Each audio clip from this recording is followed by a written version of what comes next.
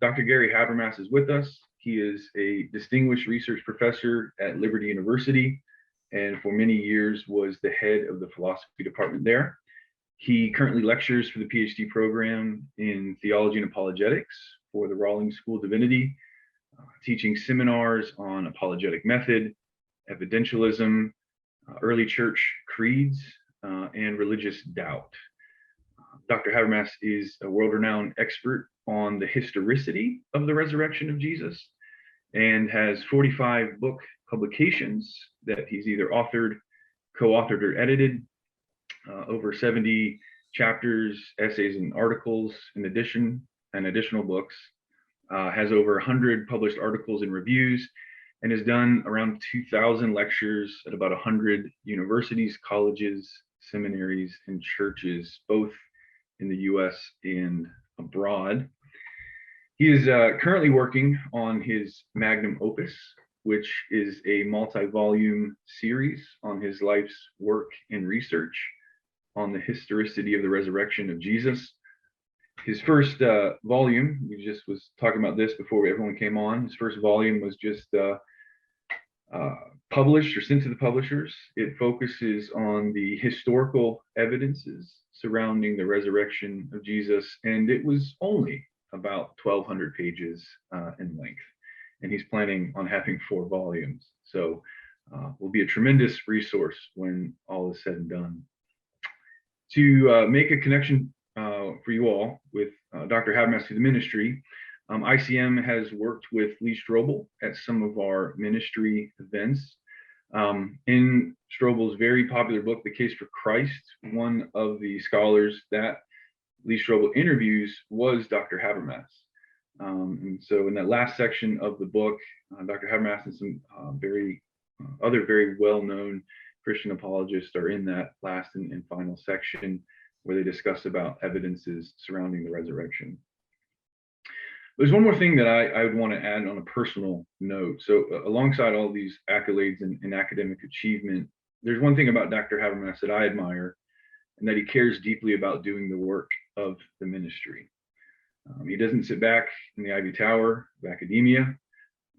He wants to engage people on the resurrection and make his research available to all. So just a note of thanks to you, Dr. Habermas, for taking time out of your schedule. I know you're speaking a lot at different engagements and writing a lot. I just want to thank you for joining us today and sharing with us as we head into our time to talk about the resurrection. So I'm going to go ahead and dive just right into the first question. Dr. Habermas, you are a philosopher and a historian, and you study the resurrection of Jesus from a historical perspective, where you examine the historical evidence surrounding the resurrection event.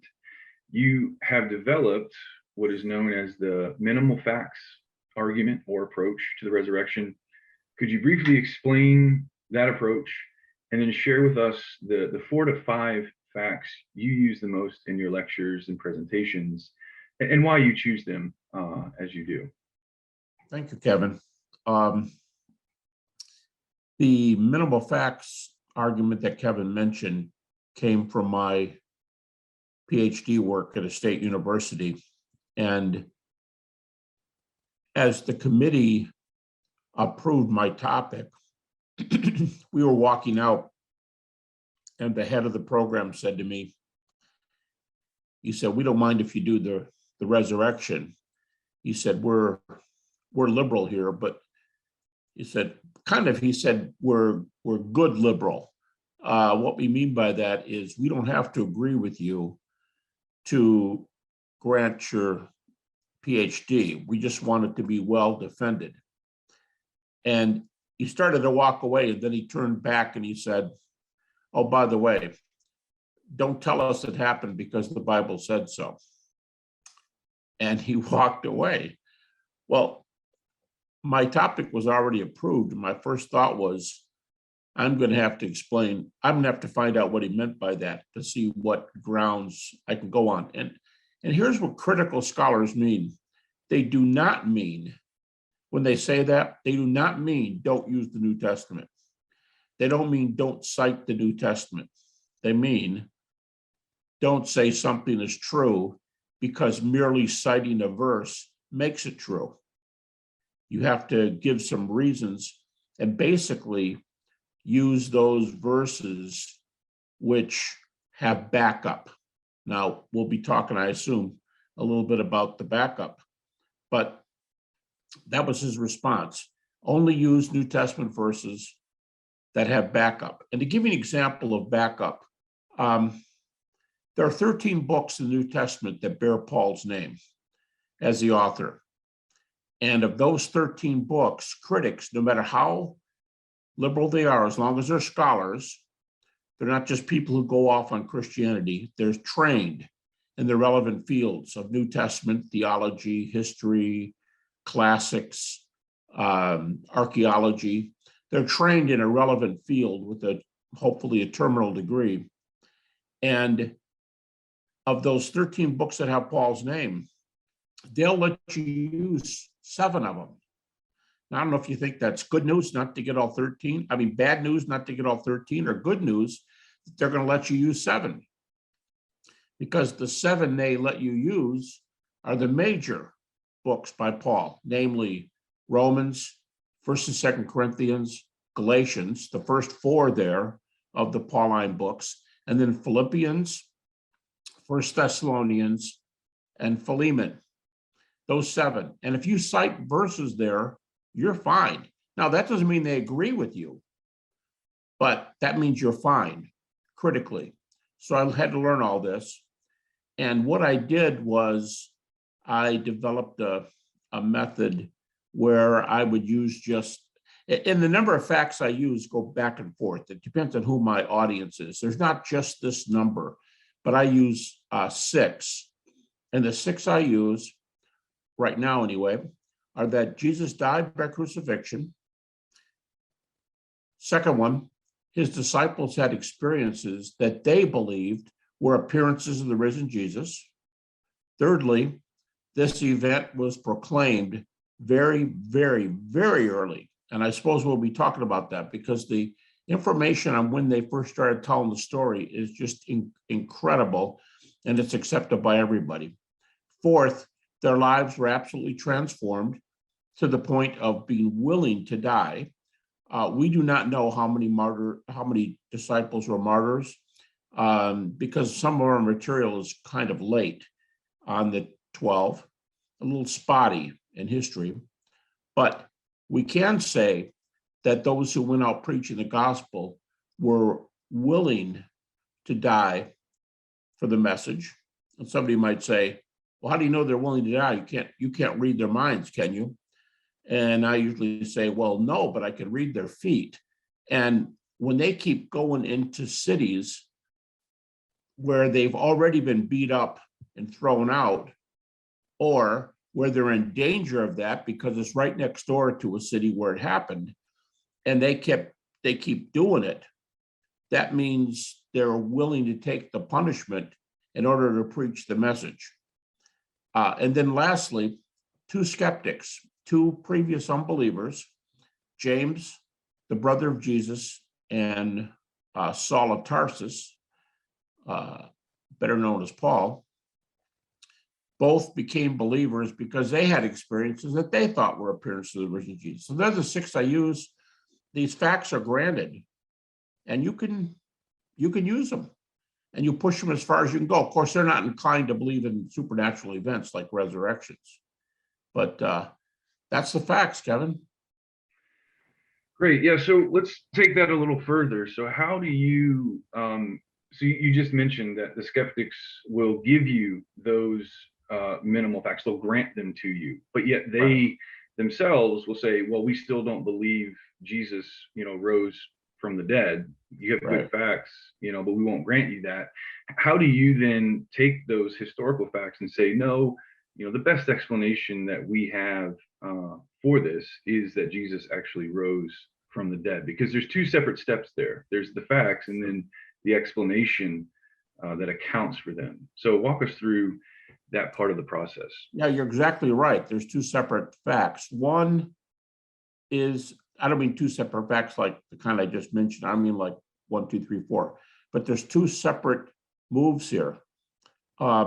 One is the actual data conceded by the critical community of scholars. By the way, many of these people who concede these are atheist, agnostic, self-identified, non-Christian New Testament scholars, or one of those areas. In other words, they study the field and teach it as a discipline, but they're not believers. And so you've got the data, and as Kevin just mentioned, you've got the interpretation. And those are the two parts. What happened and what are the interpretations? And they'll basically, whether they say so or not, be dialoguing about the interpretations because they allow the facts. So there's that angle. And the other thing is an aspect of their interpretation is their worldview. And as most scholars know who get into this material, most of our worldviews are more important to us than the facts.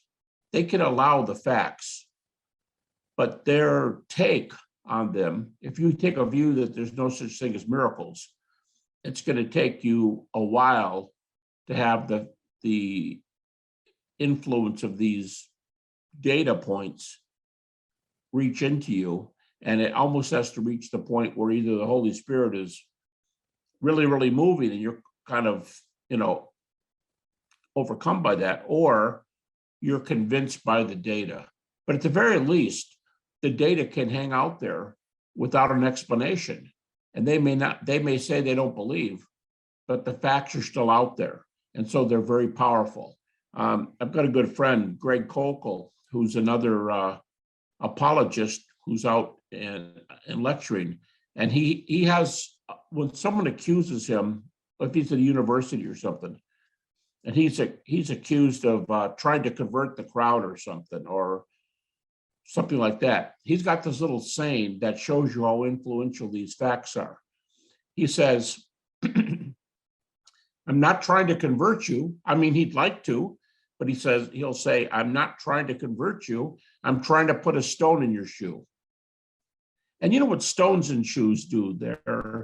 They're aggravating till you stop and take your shoe off and drop the stone out and put the shoe back on. You've got to deal with the stone in your shoe. I mean, very few things bother as much as that. And that's what these facts do. If they're alive and well, and you can say, yeah, I don't believe that. But there's a lot of people out there and colleagues and so on who believe it. And you don't know what to do with it. You just say, yeah, I don't think so. It's a stone. And a lot of people who come to Christ, it's because they deal with the stone in their shoe until they finally get things right with the Lord. So it's not just, oh, you don't agree? Well, golly, I'm sorry I took your time. It's not that at all, because they're still setting out there as being established and as being bothersome, I think, to those who don't believe. And that could be, the Holy Spirit. Very good. So in summary, there's these facts that virtually all these scholars, skeptical and conservative alike, agree upon. It's the interpretation of them that becomes this stumbling block. So if you could, I know there have been attempts by scholars to explain these facts apart from saying, well, Jesus actually rose from the dead. So what's one or two of the alternative theories that you encounter the most, or you find maybe most difficult to engage in, or something along those lines? What are the two of the most current trends that you see in scholarship, as well as what you may experience when you're giving lectures elsewhere? Well, for most of 200 years, going back to just prior to 1800, it's over 220 years, scholars who don't believe typically throw out some kind of theory that they think can explain the facts, and it's an alternative theory or a natural theory, something that can happen in the natural world. Like you could explain a magic trick by explaining the mechanism behind the trick. And if you could explain the mechanism behind the empty tomb, and especially the resurrection appearances, then you can rest assured that the stone is out of your shoe, and pretty much, and it might come back and nag you, but you think it's done. Well, here's what's happened to the naturalistic theories. I just made a proposal just yesterday to presenting a lecture on this to a group of scholars.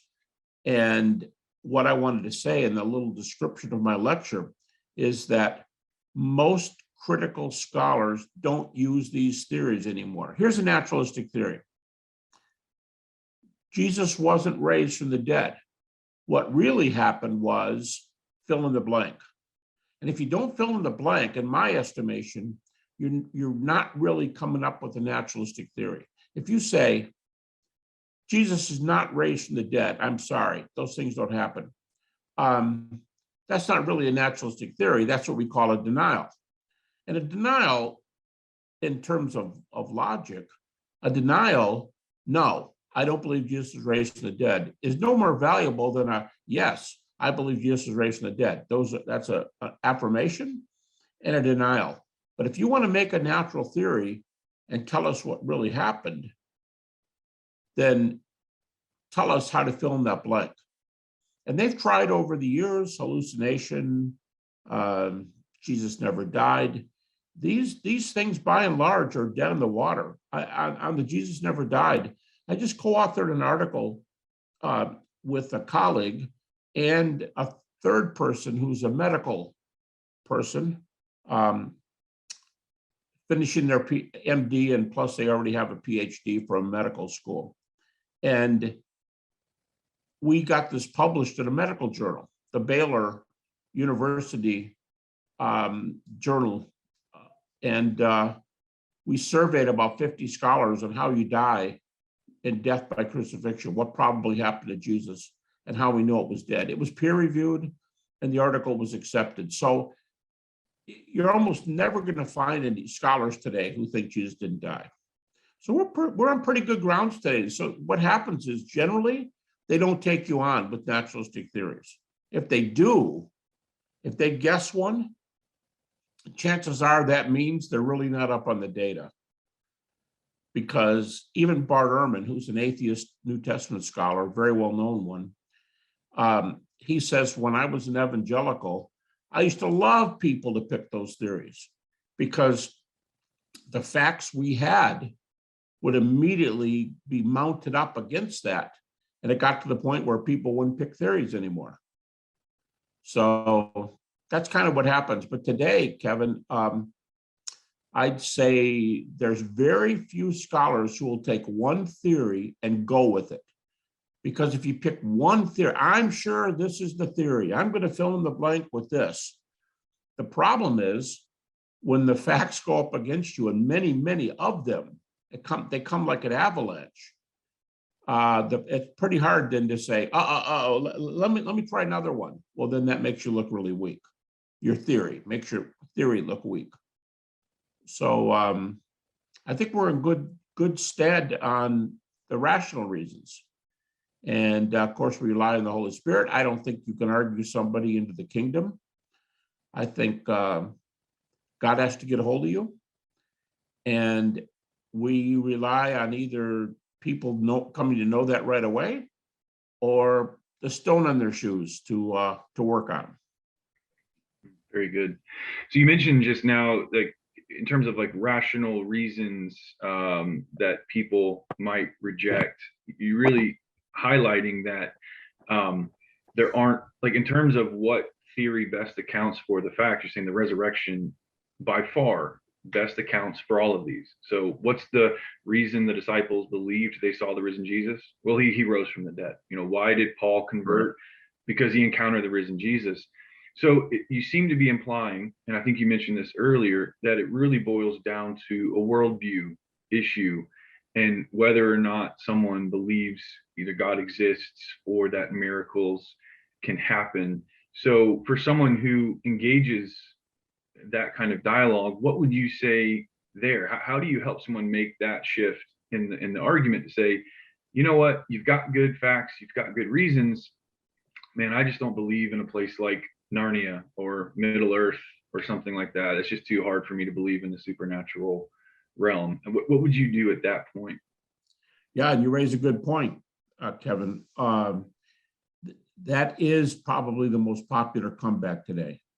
I may not be able to fill in that blank, but I don't believe in that world. And all the data we have say that this world is all there is.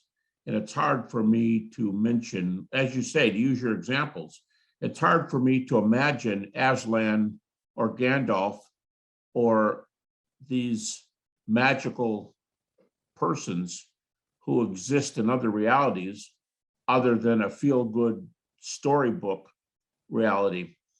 And so when they tell me that, there's different ways you can go about it. In different ways, those of us who talk about the resurrection go about that. The way I would do it, I would say, let's get a time out here. Let's switch subjects a little bit. And that my favorite way of doing it is next to the resurrection, the topic that I've spent the most time studying over decades is the subject of near-death experiences. And I don't know if you folks are aware of this, but in some very technical books, there are over 300 near-death experiences that are highly evidenced. In fact, one book has reports of over, I believe it's over 36 people who report data when they, according to the machines, according to all we know, they have their brain and heart are not operating. Their brain and heart are not operating, and yet they can report something that happens 2 floors away in the hospital, sometimes a mile away in their home. And they report these things, and what they report happened while they were out. And take a near-death experience that's not even evidenced. It's just the person says, I was being operated on, I was up above my body, and then I went back down on my body. And by the way, there's it's estimated that there are up to 20 million of those cases. I believe the figure was in North America and Europe alone, over 20 million. But here's the point, even if they're not evidenced, the person says, it's just their testimony, many times it's evidence, but they'll say, and here's the key, they'll say, they'll look down at the doctor like 10 feet below them, and they'll say, don't pound on my chest, stop pounding on me. Or to a husband or wife, child who's nearby, they'll say, don't worry about me, I'm doing fine. Actually, I'd rather stay here. And nobody ever looks up at them and says, oh, cut it out and get back down here. People are not even aware they're there. So they're in an alternate reality. And you say, yeah, but that sounds like Aslan. Not if they give you evidence of what their family's doing in the waiting room 1 floor away. And they give specific phrases, specific phrases that are repeated. So all I'm saying is there are a lot of data for another reality. And you know what's odd is that near-death experiences concern the afterlife. The resurrection concerns the afterlife. So the resurrection happens in the same realm where people say they go after they die.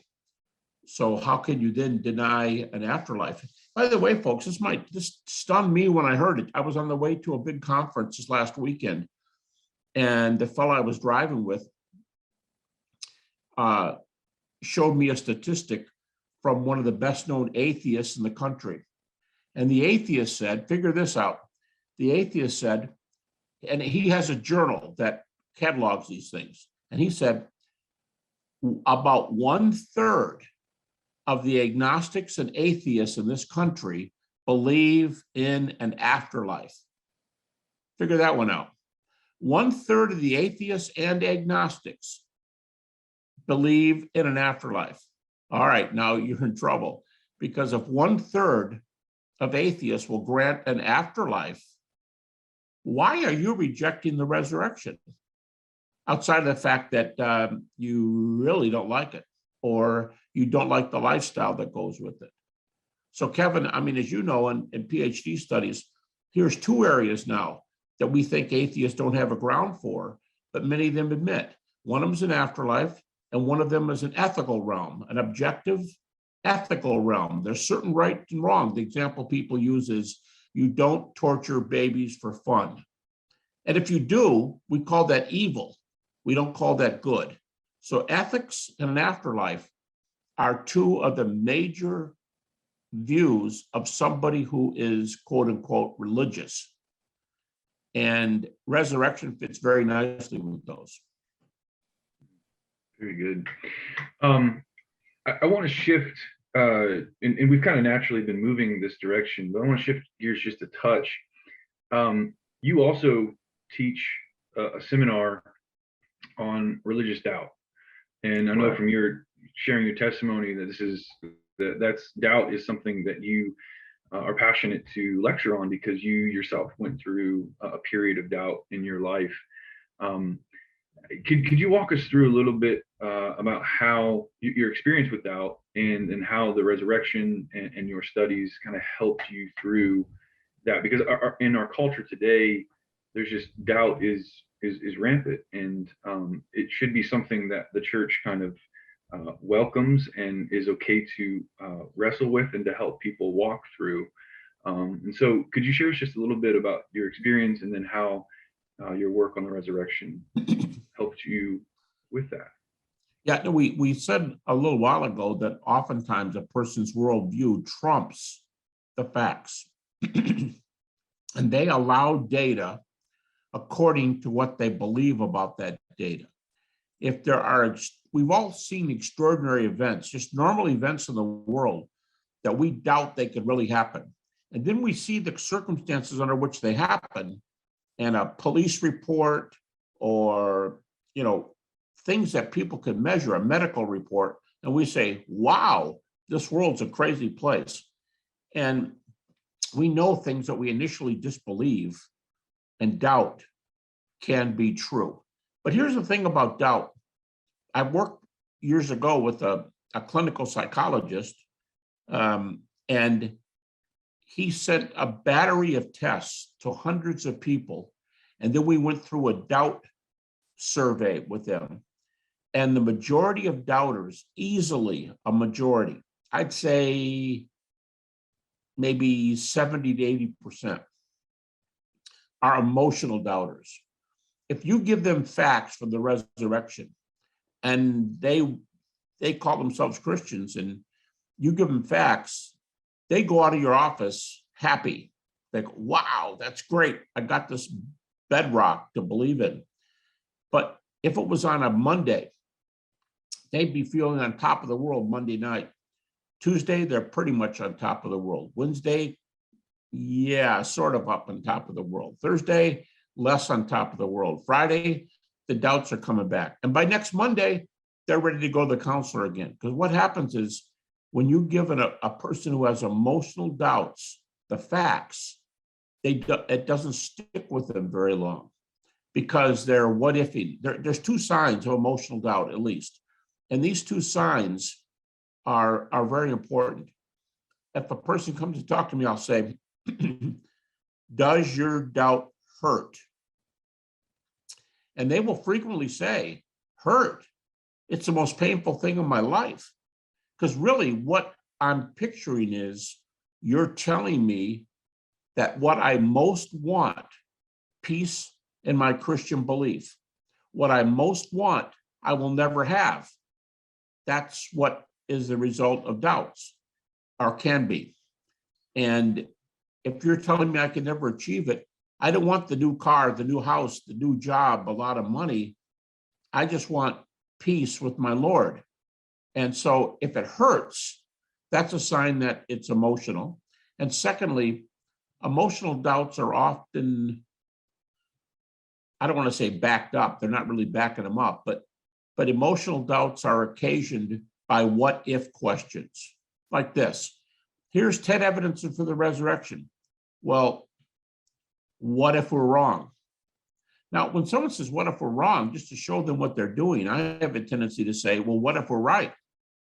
No, I'm serious. What if we're wrong? No, I'm serious. What if we're right? Your saying, what if we're wrong, is no more weighty than my saying, what if we're right? And they go, well, okay, I get what you mean. It's just too good to be true. And that's just saying it another way. But with those cases, you don't pile on the evidences. You help them work with the nature of their emotions. C.S. Lewis has a phrase. He says, when you doubt, you have to learn to tell your doubts where to get off. You have to tell your emotions. You have to, let's say, make your emotions stop. And there are ways to learn to do that are very effective, but it's not piling on historical facts. It's dealing with what we would call counseling, or those kind of reasons to come up with things to keep us from, and I started to say, keep us from thinking that way. You're not really thinking that way, you're feeling that way. And everybody knows feelings don't get you there, but that doesn't stop the pain if something's wrong. So you've got to help them to rewire their emotions so that those things don't bother them. And believe it or not, those methods can really, really, really work. By the way, let me recommend a book to you. It's not about doubts, but it's by two PhD psychologists, and they tell you how to deal with your emotions. There's many books that do this, but this book is called Telling Yourself the Truth, and it's a male author, William Backus, a female author, Marie Chapian, Chapiam, published by Bethany. And they take you through a 3-step program that's really quite easy. And I say program, you can learn to do it in 15 minutes. But you apply that every time you ask a what if question, or every time you begin hurting. And you have to kind of, hate to say it this way, but you have to kind of beat down your emotions on this thing. Sometimes you don't want to beat down certain emotions. You love your grandkids or your children. You're not going to beat down those emotions, but you want to beat down emotions that are not in accord with the facts. Very good. Thanks for that resource. So obviously the resurrection of Jesus is the pillar of, one of the pillars of the Christian faith. And Paul even says, if the resurrection hasn't happened, we are to be, most pitied. And so we do place a lot of hope in the resurrection, because we put that hope in our future resurrection. And you've actually written a book on that called The Risen Jesus and Future Hope.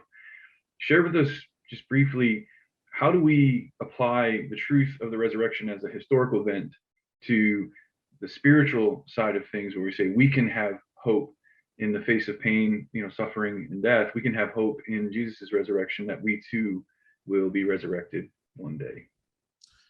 Well, the New Testament relates the resurrection of Jesus to virtually every area of theology, at least every major area of theology. And it relates the resurrection to many, if not most, areas of practice. So the resurrection is tied in with these doctrines. The one that is tied in with the most frequently, is the believer's resurrection. And almost 20 times in the New Testament, we are told that that believers will be raised because Jesus was raised. So there's the hope. Jesus himself said it. He said, because I live, you shall live also. He said, those who are dying, there's no death, you're passed from death onto life. I mean, there's death, but you know what I mean, not your spirits. And there's data for that. So if we have evidence, which we do for the resurrection, we have evidence for an afterlife, which we do, just like we have evidence for ethics, the 3 areas I mentioned. we have to reinforce those areas so that our hearts we don't go off emotionally when someone says Jesus was raised from the dead. We believe it, but we don't allow ourselves to start what ifing. You learn methods that control your emotions, and those methods kind of tamp down the emotion so that you can live and work like a pleased, fulfilled believer. It takes work, and we have to work all our lives. New Testament's full of comments about dealing with our emotions. Philippians 4 is a great text. Philippians 4, 6-9 gives us 4 different things we can do to work on our anxiety. And the Greek word there in the text shows that the Philippians were actually going through anxiety at that time. And the text says, here's how you deal with it. So the more we apply it, the more victory we get. We already have the teaching, we already have the facts, and now we have to make it work in our lives. Very good. Thank you for that. I think we have time to get to 2 questions. This is a good one that came in from the MA team.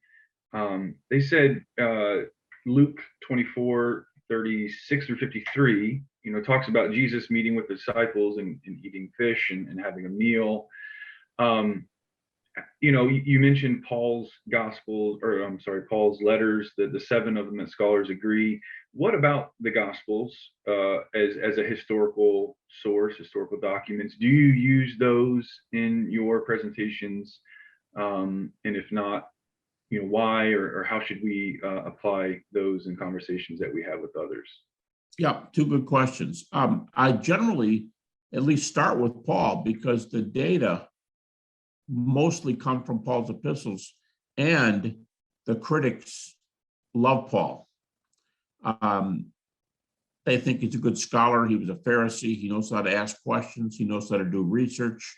He traveled to Jerusalem to interview Peter and James, the brother of Jesus. He stayed with him for 15 days. This is narrated in Galatians chapter 1. He went back 14 years later to Jerusalem and spent time with Peter and James again. And this time John is there. So you got the 4 most influential Christians of all time, Paul and Peter, James, the brother of Jesus, and John. They're all there. And the topic they're discussing is the gospel. And they give Paul and Barnabas the right hand of fellowship. I guess they laid hands on them. And they said, you take this message to the Gentiles and we'll take it to the Jews. And then in 1 Corinthians 15:11, Paul says, whether you ask them or whether you ask me, we're all going to tell you that we're going to tell you the same story. I'll answer your question, but so will Peter and so will James.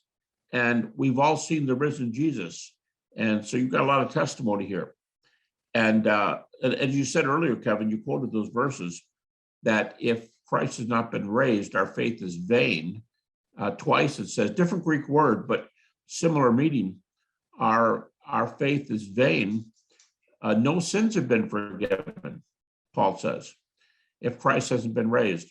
So we have a foundation for these things and good reason for accepting them. Now, to the Gospels, your second question there.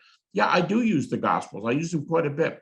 Now, on the Gospels, the critics won't let you use all of just one book.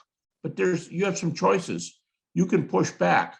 You can say, you may not use the book of Mark, but I'm going to. It's the earliest gospel, we think. There's some reasons to believe it's true, a lot of good reasons.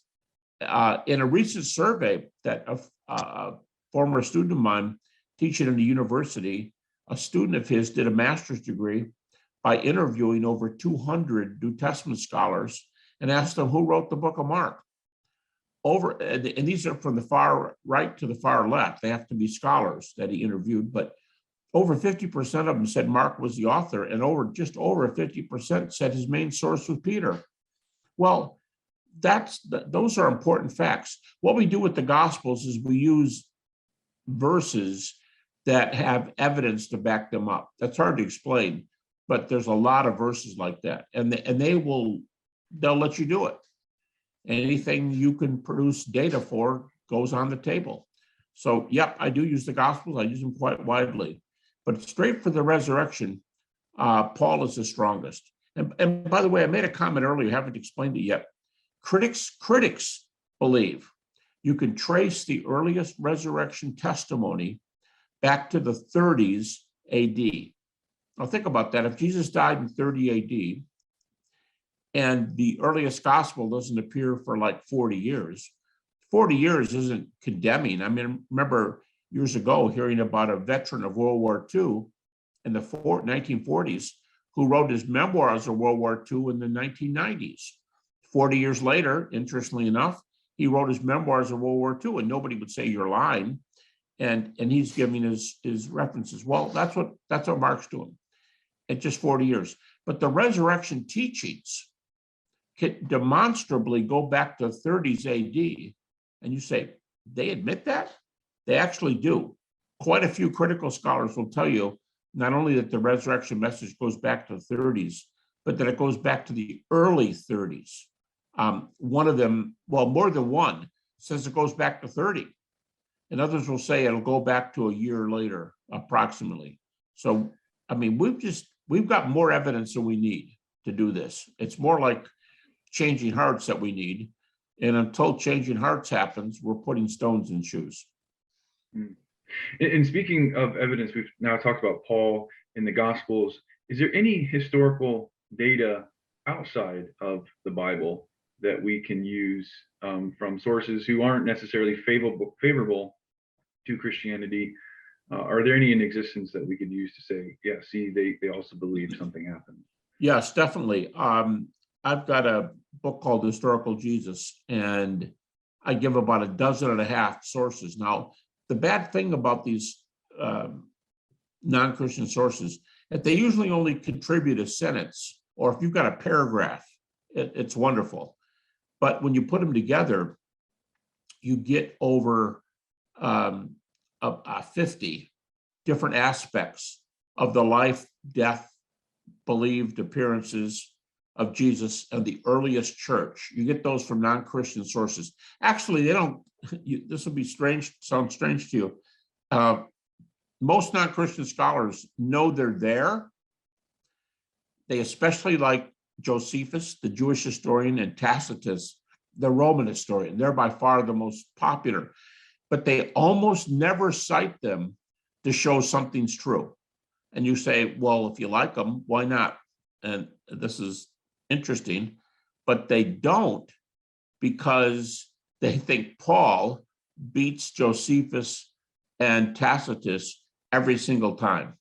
And I think they would think that some of the gospel data it's better than Josephus and Tacitus every single time. So it's there.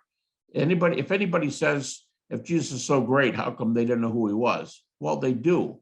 And there's a lot of writers. You can write a book on what we know about Jesus and never open up the New Testament. And lastly, as I know we're running short on time, I thought this was a good question for us to ponder as well looking forward. What do you think, just kind of backing up for a second, what do you think is the status of apologetics in the church today?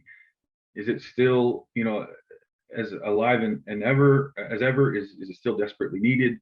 What has been your experience, especially during the pandemic time? And I know a lot of these apologetic formats went online and virtual, but what has been your experience, and what would you say is the status of apologetics in church? Well, in the 1980s, if you sent in a manuscript to be published by a major evangelical company, I know they told me, I assume they're telling other people, we don't really need books on apologetics. We should just believe. And for those who want something, we've already got enough stuff out there. So apologetic works aren't going to sell.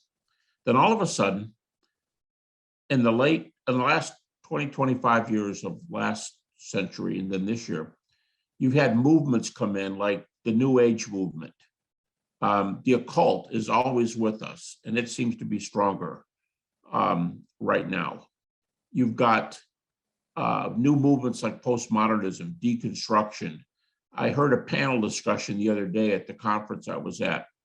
There were 3 people from major Christian performance groups, Christian rock groups that make the rounds, very well-known groups. And these 3 people and many of their friends had left the faith. And they explained why for an hour so many musical people were leaving. And by the way, it generally starts with emotions, and not because they think a fact is not true. They just doubt the power. So yeah, you're right. So all of a sudden now the publishers change, and I'm told by different publishers that apologetics are the hottest work selling today. Nobody worries about it till it comes into your home. It affects your teenage son or daughter. And now you're worried.